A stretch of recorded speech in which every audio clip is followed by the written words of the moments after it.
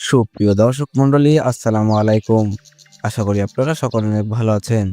দেশ এবং দেশের বাইরে থেকে যে আমাদের এই ভিডিওটি দেখছেন তাদের সকলকে জানাই আন্তরিক শুভেচ্ছা ও অভিনন্দন।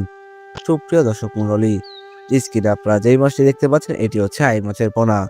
এই মাছটি চাষ করার ক্ষেত্রে আপনারা কিভাবে লাভবান হতে পারবেন এবং এই মাছটি চাষ করার ক্ষেত্রে আপনাদের যে ধাপ অবলম্বন করতে হবে সেই বিষয়গুলো নিয়ে আজ আলোচনা করা হবে।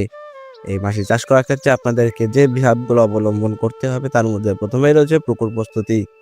পুকুর প্রস্তুতির জন্য আপনাদেরকে মাঝারি সাইজের পুকুর বেছে নিতে হবে।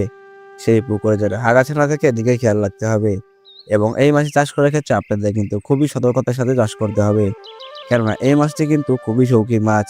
এই মাছটি দেখতে যেমন সুন্দর, এই মাছটি খেতেও ঠিক তেমনি সুস্বাদু এবং আপনারা কিন্তু এই মাছটিকে বছর শেষে যখন মাছটিকে বাজারজাতকরণ করবেন তখন কিন্তু খুব ভালো পরিমাণে অর্থ আয় করতে পারবেন।